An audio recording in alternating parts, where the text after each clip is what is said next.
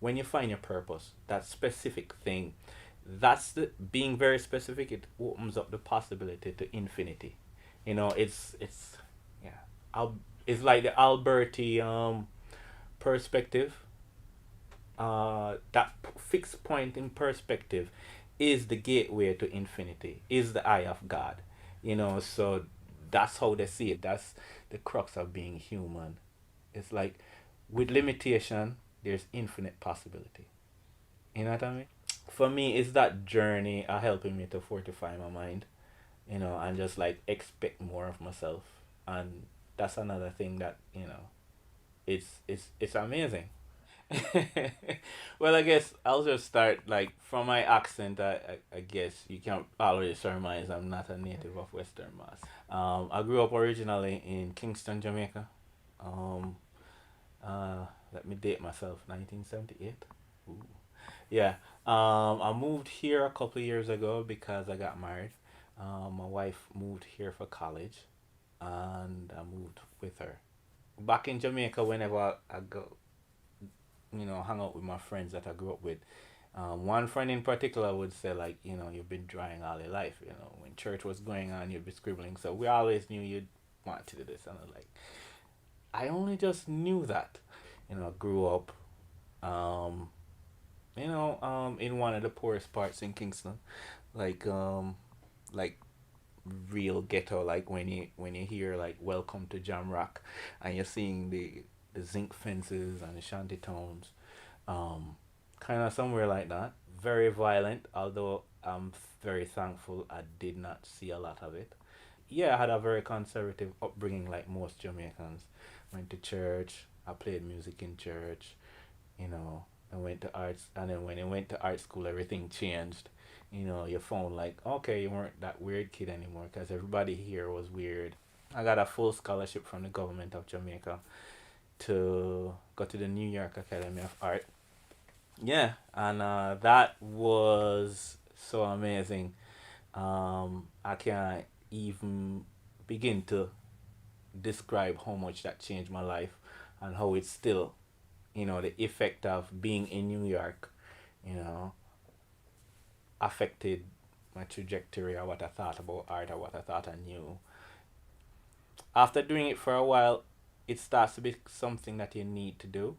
So I realized, like, because currently I teach at the academy at Charlemont, and I'm also like an adjunct um, art teacher at New England College.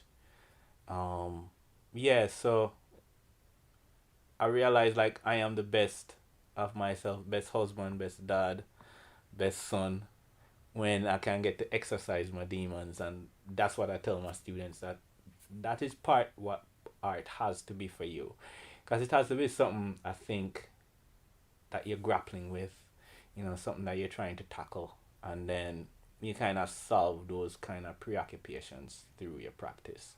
I think anything meaningful, it has to come through struggle, and then you come to the other side of it, and you get an epiphany, and then somebody sees it, sees that same thing too, and then there's this kind of thing that happens. This kind of serendipitous moment. Somebody's doing your work, and like they get it, they feel it. So my opportunity to see painting only happened when I went to college. So growing up, what I had was Batman, Superman, Spider Man, and if you can look at the figures, you can see them move. Yeah, I used to copy Spider Man a lot, and he still is my favorite superhero, just because Peter Parker embodies everything what it means to be human, but at the same time, he's different from Superman, where Superman, Clark Kent is the alter ego, but the alter ego for Peter Parker is Spider Man. He happens to be Spider Man. In the course of living his life, he happened to be Spider Man. Batman is a different ethos too, you know. But yeah, and it's like the Hulk is like all of these characters embody like a kind of philosophical way to view the world and who you are and who you identify as. So I guess I identify as Peter Parker more. So that's weird. I never thought about it before. But yeah, cause like my art journey, I've been doing art all my life. But it's not until like maybe after my son was born, I had a real life crisis because baby comes in, you're like, oh crap, my life is not my own anymore. So I think it's at that inflection point that I hit. I really resolved in my mind, this is what I want to do, you know, and I just went full on into it, and it's been a lovely journey ever since. I mean, yeah, I love painting. It makes me salivate. I don't know. It gives me like a visceral reaction. I mean, I have it for good and bad because like when I saw my first abstract work, when I was like 20, I had a visceral reaction to like. It's a very cerebral act because your mind telling your hand telling the brush and the paint what to do. But and in a certain extent, because it travels so long and because it's so attached, to to your most sensitive periphery, your hand. Think of all the things your hand does, how it feels, how it touches. Because of the distance with COVID, it makes it even more precious and hyper real. So taking that into consideration and framing that with the art practice of painting with your hand or drawing, that sensitivity, it responds to everything if the surface is different. So the mode of expression starts to from your mind to your hand. It just starts to extrapolate like a fractal kind of, and then all of the possibilities when you start restricting the hand with the mind, kind in a sense. I mean, I do representational work, but I still kind of loose. I let it go. So that's what it feels like to me. It's like sheer and utter freedom to be able to, because I can't see these things in my mind necessarily, but I feel them, and that to me is like even better than copying what's exactly in my head. It's like experience something new, going on a new path, and being like, wow. When I look at it, I just get excited. Like I hope people can feel it too. So it's I love it. I love it. I love the journey, and that's just me. And I love the risk. I like, will this painting fail when I do it? Over the years, your intuition starts to get a little better, so you know when to pull over, when to stop. But I like failing at it too. I like crashing it. There's a simple way how bodies move together, and it makes sense. And when you put them together, it makes sense. Um, why did all of these diverging things happen in the work? Um, it happens because I'll go back to what I said before. Usually, I'm just talking about one thing, like this painting behind you. It's called "How Horrid My Perception of Me When I See Me Through Your Eyes." It's a long title, but if you start thinking about it, it's my perception of me, or your perception of me when I see me through your eyes. So I'm thinking you might be seeing me this way, but so it's like a very dissonant thing, but it just happens in a snapshot. Like you see somebody, you don't know them, all of these things, whether from movies, da da da da da da, yeah, boom, and you form a reaction, a visceral reaction, whether it's in your conscious mind or not. Your body moves, your body, So I was just talking about that, and then like trying to, I, I, I made my lips bigger and distorted it even more because I'm talking about subtly all of that kind of history,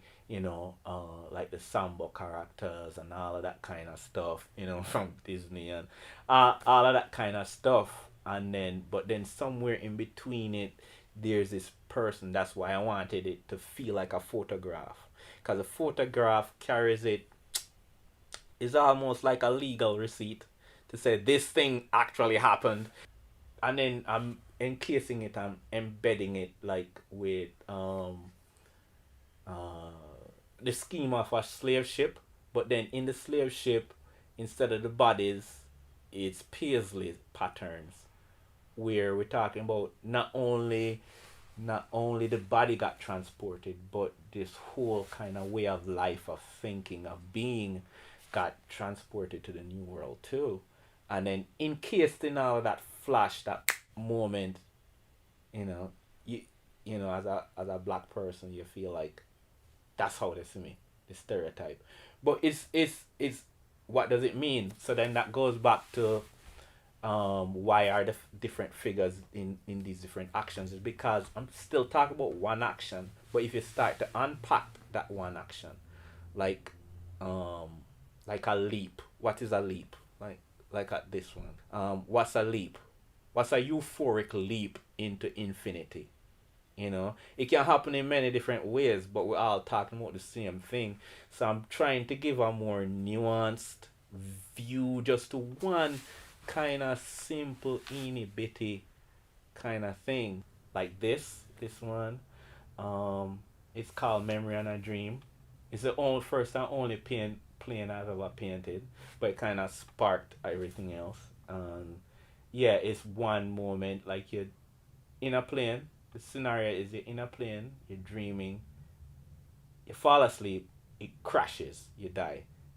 You wake up, you're back in the plane, it careens off the runway, you barely escape death. You wake up, taxis on the runway, nothing happens. What's real? My argument is like everything is real according to quantum mechanics and probability and stuff. Everything is real, everything happened, nothing is negated. All of them amplify and talk about themselves. That one moment. So that's kind of in a long roundabout way how my head works, and why you always see like multiple stuff, because um, everything is connected. Just like how I talk. You must have gotten the rhythm of how I speak now. That one thing leads to another, leads to another. So nothing is ever like a singular thing, you know. Mythology, yeah. Um, for me, context is always important, and this goes back to like my art school upbringing, like where you try to situate yourself within a certain genre, part of art, to say this is, it goes back to the whole beauty of art making and why you are as an artist. And for me, I've always been interested in history, as you probably can tell, like, where, because I'm interested in where we're going, and the only way you can really get a sense of where you're going is by kind of knowing the past, the history. And so that's the history of painting, just the general history of the West, the history of the African diaspora, history of Jamaica, my family history, portrait with my mom behind you, you know. Yeah, so for me, and then so the work starts like this. I have an idea whether it's jumping off the pier. Then I start to think, what does that mean? What does it mean to me? What is jumping off the pier? Because it's not a new thing. People have been doing this, especially boys, men, and then it starts to go out. And then now I'm realizing, like, it's kind of why I'm fixated on that. It's kind of like Icarus, where you have this thrust, and that's what always a jump out into space is. It's a thrust up and then coming down. But the thing is, these guys never hit the ground. They're in water, so it's like a cocoon that envelops you. So that's why more it's kind of like Icarus to me, because he's flying, he's falling. But I don't think the story talks about him crashing though. You know, I don't. I need to reread it, but yeah, but that's why I like that human ability to go towards the sun, to go towards your best self, you know. Whether you crash or fall, I know the wings melted, you know. That's the complexity of it, cause it's not really a fail, cause it's like the Wright brothers, like how many tries they did, you know. Yeah, right. Cause I'm sure like the next time Icarus probably, got wings and doing, he's going to change it because of the thing. So I don't really see it as failing. And I was listening to this CrossFit um, guy. He's like the most winning coach. He's got the most and was talking about, I never see things as failing. There's no failing. It's always something that you need to tweak in order to go. So that's what I took, so you can't say they're falling. And I asked my son, is like, what are they doing? He's like, they're falling. But then falling for me is never pejorative, you know. You fall to get up to do it again, and so. Yeah, I mean, I'm still like using COVID as an armature. Um, More so, I'm not talking directly about COVID in these works, but they are a direct reaction to the lockdowns, being locked down, the body being locked down. But does that mean the mind, the soul, the spirit has to be locked down? Does can it still be free? But then, in a sense, that's still talking about the same questions with the old work with slavery, identity. Does somebody perception of me lock me down? No. You know, does my idea of myself lock me down? It probably can, but can I be free though? And so it's still like a yearning for freedom. Until I have one number in my head that I want to do, maybe 20 of them, because I really want to push it until like I'm like done, So it's still exciting. I'm learning more about color, but what I want to say with color, because color is such a mysterious thing. So yeah, I'm enjoying this right now, and it's probably going to carry over to 2022. So it's interesting. The Chinese proverbs may live in interesting times. I think we're there, and it's hella sweet. I love it.